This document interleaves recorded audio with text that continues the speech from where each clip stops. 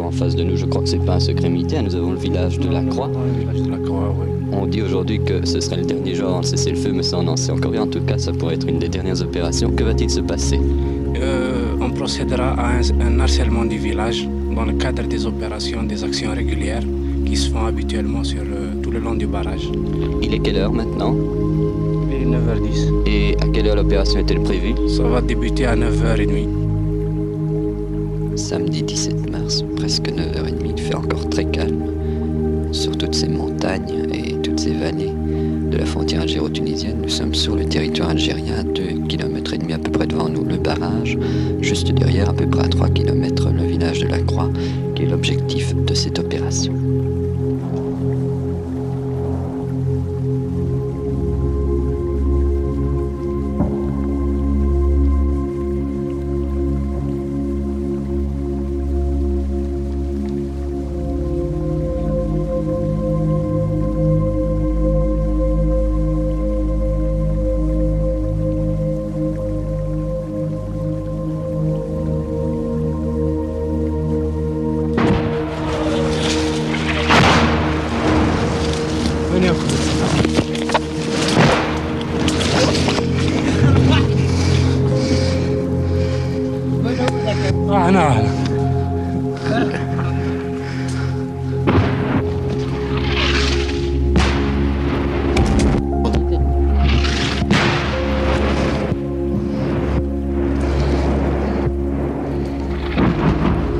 Je disais justement que l'artillerie française ne réagissait pas vite aujourd'hui.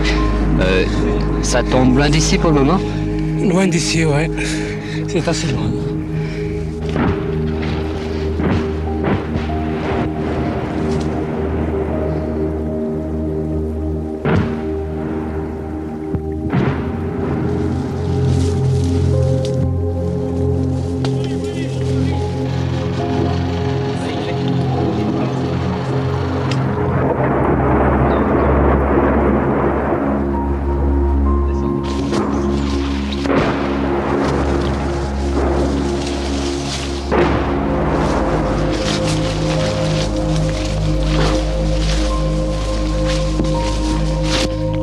Après avoir fait 2 km à travers les Djebel, en marche forcée sous les obus, nous venons d'arriver maintenant à une pièce d'artillerie avancée, c'est un 75 je crois, où se trouve une équipe de l'ALN.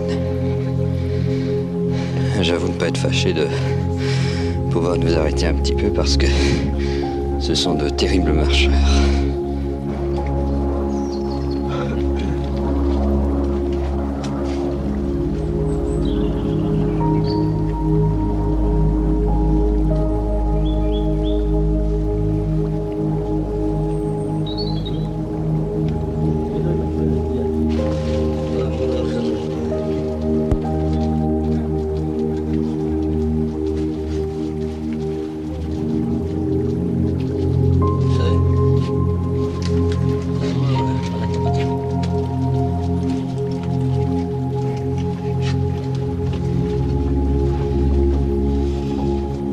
Ici, nous sommes dans une pièce d'artillerie. Ici, nous sommes dans une pièce d'artillerie installée en territoire algérien. Il y a combien d'hommes? Il y a une dizaine d'hommes. Et ça, c'est le chef de la pièce?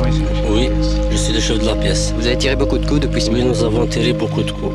35 obus, de 10h30 jusqu'à 11h30. Espacé, sans doute pour ne pas être repéré.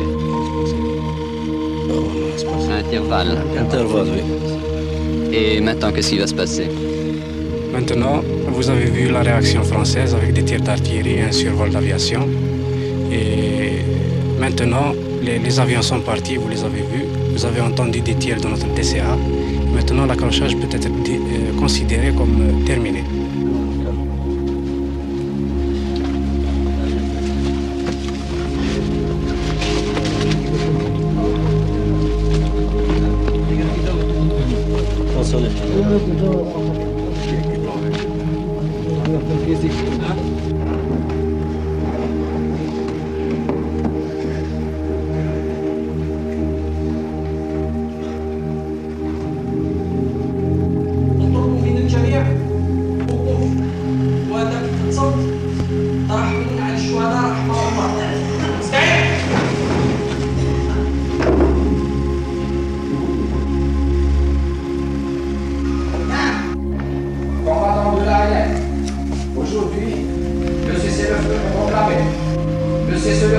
passons par la paix.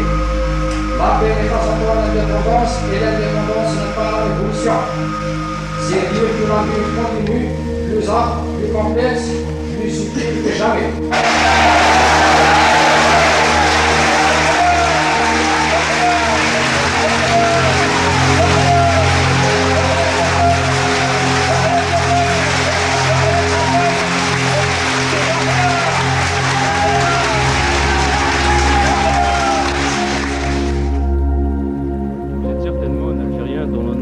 Des souvenirs aux Belges, puisque vous vous appelez, je crois, Ahmed Kebaili, que vous avez été coureur cycliste. C'était, je crois, en quelle année?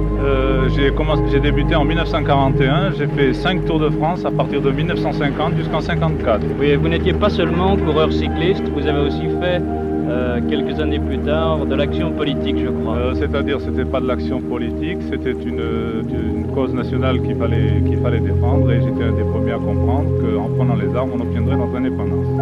Et comment est-ce que ça s'est passé? Vous avez fait partie des premiers comités d'action C'est-à-dire, notre premier groupe, on faisait partie du CRUA. C'est le Comité révolutionnaire et d'unité algérienne qui a déclenché la révolution algérienne.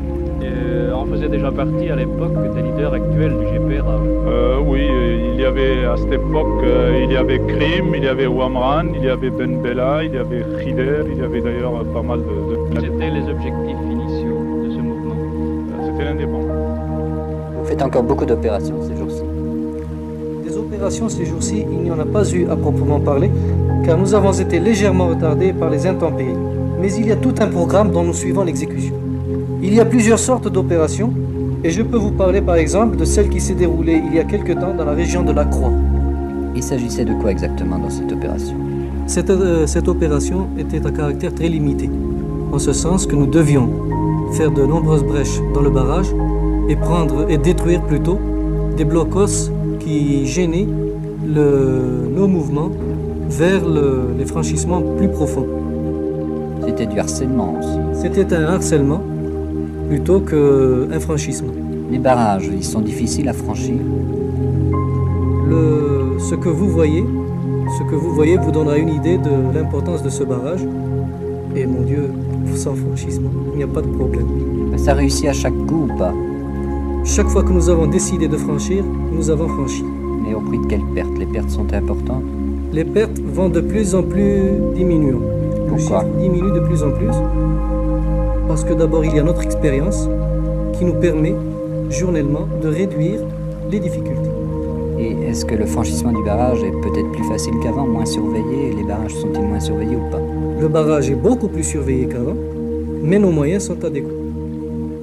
Est-ce que maintenant vous êtes sur un pied d'alerte particulier en raison des récents incidents d'Oujda ou pas? Il n'y a rien de changé dans notre mode de vie, car nous sommes constamment en alerte, quel que soit le temps, le lieu et le jour. Quand les soldats de la LN retrouveront la paix, est-ce que ce sera facile ou difficile pour eux de s'y réhabituer? La question est un peu...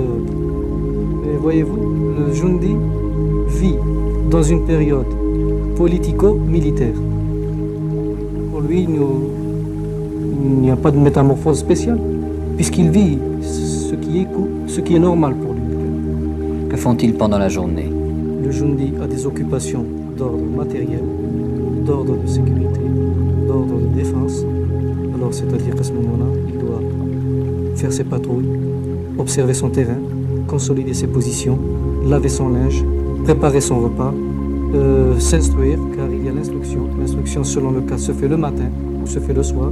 Il y a les cours de politisation et il y a les séances d'instruction ou de perfectionnement. Pourquoi combattez-vous? Ce n'est pas seulement une guerre de libération que nous faisons, mais c'est en même temps une révolution. La forme de lutte que nous menons dépasse de beaucoup le cadre justement de l'indépendance. Ce que nous cherchons, c'est aussi exploiter l'exploitation de toutes les richesses au profit du peuple et du peuple seulement. Par le peuple et pour le peuple.